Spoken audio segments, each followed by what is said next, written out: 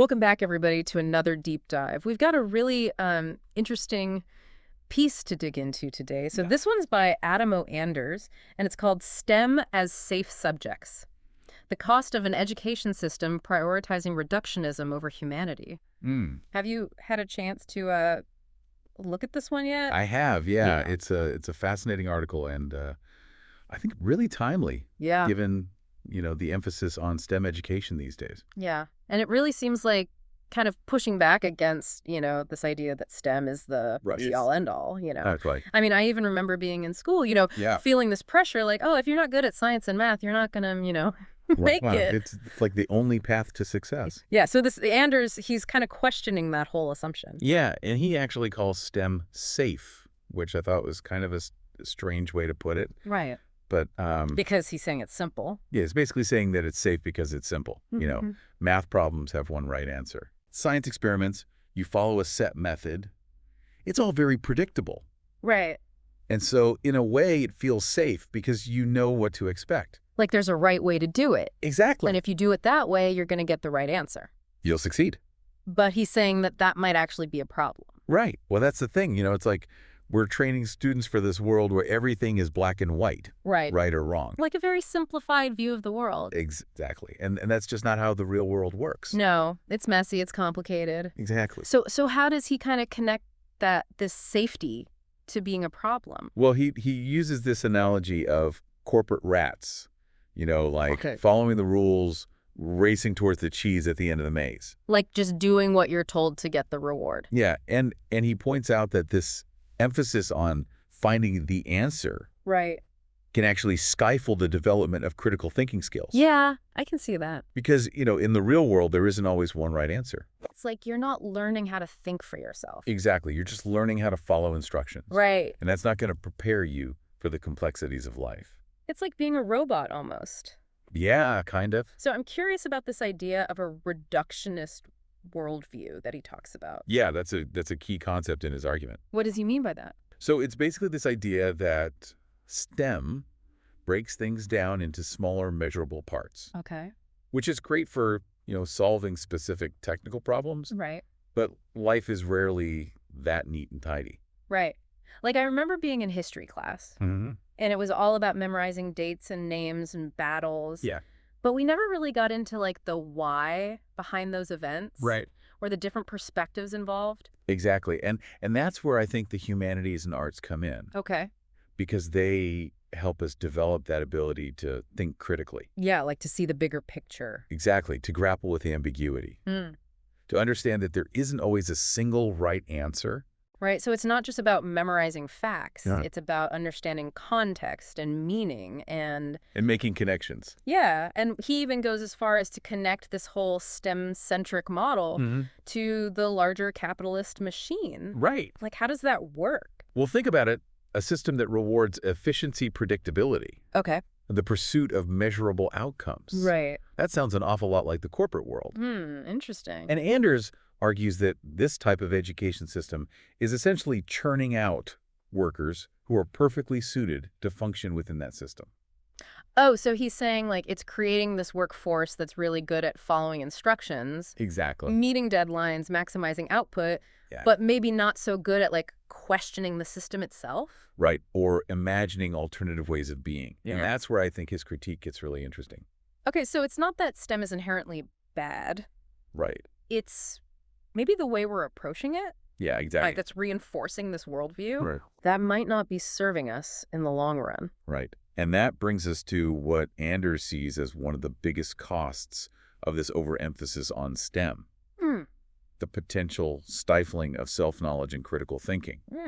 Because when we're constantly focused on finding the right answer, we may miss out on the opportunity to explore different perspectives, to challenge assumptions. To really understand ourselves and the world around us. Exactly. He gives the example of math tests where getting the right answer is rewarded, but interpreting the meaning or context isn't. It makes you wonder if we're missing a chance to nurture those deeper levels of thinking. Absolutely. And that's something I think we need to be really careful about. Yeah, I mean, it makes you think about what are we really trying to achieve with education? Exactly. Are we just trying to create a bunch of robots, or are we trying to create well-rounded human beings? That's the question, isn't it? Yeah, and that's a question I think is worth exploring further.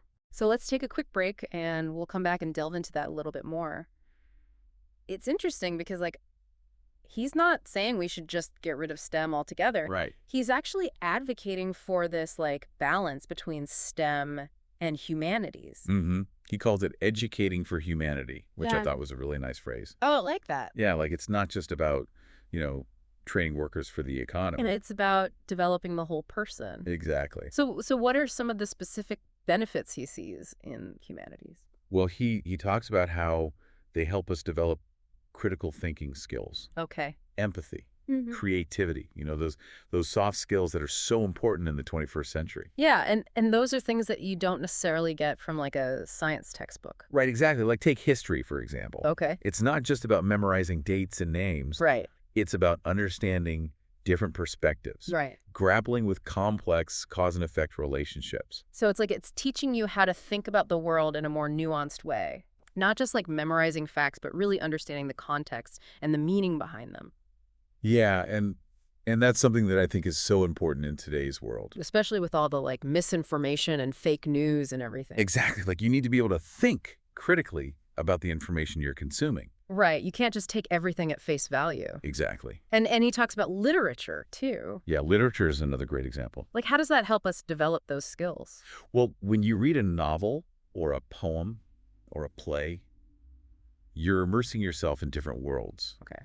different minds, different ways of seeing the world. It's like you're walking in someone else's shoes for a little while Yeah, and that can really help you develop empathy. to understand what other people are coming from. Exactly. Yeah. And to see things from their perspective. And that's so important, especially in a world that's becoming increasingly polarized. Right. We need to be able to understand and respect each other's differences. So it's not just about like acquiring knowledge. It's about developing a certain way of thinking, Exactly. a certain way of seeing the world. And Anders argues that those ways of thinking are essential for tackling the challenges we face today. Like what kind of challenges? Well, like climate change, for example. Okay. That's a complex, multifaceted problem Right. that requires more than just technical solutions. Right. It requires a change in human behavior. Exactly. And I think that's where the humanities can really play a role. Yeah, because they help us understand the human element of these problems. The why behind our actions. Exactly. So how does he kind of envision this more balanced approach to education playing out? Well, he talks about the need for more interdisciplinary learning, Okay. where STEM and the humanities are interwoven. So not just like separate subjects. Right. It's about seeing the connections between different fields of knowledge. Like how math and music are related. Exactly. Or how history can inform our understanding of science. Interesting. And he provides some concrete examples of what this might look like. Oh, okay. Like what? Well, he suggests pairing environmental science with philosophy Okay. to explore the ethical implications of climate change. So like not just learning about the science behind it, Right. but also thinking about like the moral and ethical dimension. Exactly. Okay. Or integrating engineering with literature. Interesting. Understand how technological innovations shape human experiences. So like looking at the impact of technology on society and culture. Exactly. That's fascinating. I've never really thought about it that way before. Yeah, I think it's a really powerful idea. It's like we're not just creating technology for technology's sake. We're Yeah. thinking about the human consequences. Exactly. And that's something that I think is so important. Because technology can be a powerful force for good, Yeah. but it can also have negative consequences, so we need to be mindful of that. And that's where I think the humanities can really help. By providing that like ethical and moral framework. Exactly. I like that. So it's not about choosing sides. It's about finding that sweet spot where technical skills and critical thinking can work together. Exactly. And Anders argues that this separation between STEM and the humanities is not only detrimental to our education system, Okay. but also to society as a whole. How so? Well, if we're not teaching students to think critically and creatively, to empathize with others, Right. and to grapple with complexity, Then how can we expect them to solve the problems that are facing our world? exactly, how can we expect them to build a more just and sustainable future? It's like we're setting them up to fail almost. In a way, yeah. Because the world is complex and messy. And it requires more than just technical solutions. Right. We need people who can think outside the box, Exactly. who can see the big picture. And who can work together to create a better future. So it sounds like Anders is calling for a pretty radical shift in our thinking about education. Yeah, I think he is. But it's a shift that I think is necessary I agree. if we want to create a world that's more just and sustainable. Absolutely. And I think it's a conversation that we need to be having. Yeah, I mean, this has been a really thought-provoking discussion. Yeah. I'm curious to hear what our listeners think about all of this. Me too. It's kind of like we were saying before, right, about how we need people who can, Yeah. not just solve those technical problems, but also think about, the bigger picture. Exactly. The human element. And Anders argues that the dominance of STEM is actually making some of these bigger problems worse. That's a big claim. So we'll take climate change again.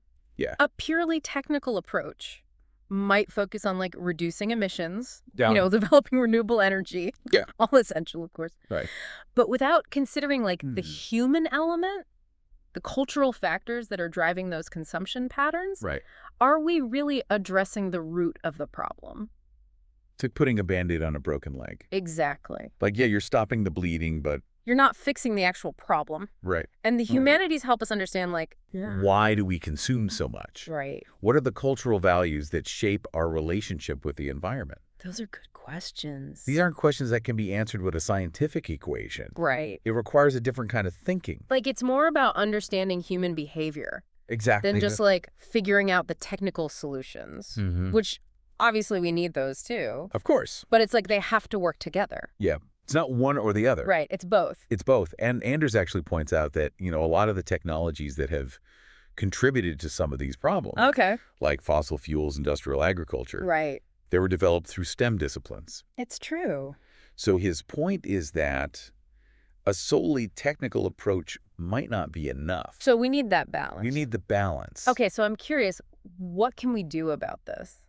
Well, I think awareness is a big first step. Okay. Like we're doing here, having this conversation. Right. Yeah. Getting people to think about it. Exactly, to start questioning these assumptions. Yeah, why do we value STEM so much? And are we maybe undervaluing the humanities? Exactly. And I think we also need to start supporting educational initiatives that prioritize interdisciplinary learning, critical thinking. Like those programs that combine different fields. Exactly, like those examples we were talking about before. Environmental science with philosophy. Right. Engineering with literature. Yeah. Those are the kinds of programs that I think we need to see more of. And I think parents and educators have a big role to play here too, right? Absolutely. Encouraging kids to explore different fields. Not just pushing them towards STEM. Exactly, because we need all kinds of thinkers. Right. We need artists and writers and musicians. Yeah. Just as much as we need scientists and engineers. And I think Anders makes a really good point about how, education has become really corporatized. Yes, absolutely. It's all about, It's like we're training workers. Yeah, getting a job. Yeah. And making money. Mm-hmm. And we've kind of lost sight of, the bigger purpose of education. The human element. Yeah, and he has this great quote where he says... Let me see if I can find it. To create a more just and sustainable future, we must reimagine education as a process that values both technical expertise and human flourishing. That's a good one, yeah. It's a powerful statement. It is. And I think it really sums up his whole argument. I agree. It's not about choosing one or the other. No. It's about finding that balance. It's a sweet spot. Yeah. And I think that's something that we should all be striving for. Absolutely. Not just in education, but in life in general. Yeah, finding that balance between the head and the heart. The technical and the human. Exactly. Well, this has been a really fascinating deep dive. You do. I really appreciate you taking the time to chat with me about this. It's been a pleasure. And I hope our listeners found it thought-provoking as well. I hope so, too. We're all part of this conversation about the future of education. And it's important that we keep having these discussions. Absolutely. So thanks for listening, everybody, and we'll see you next time. See you later.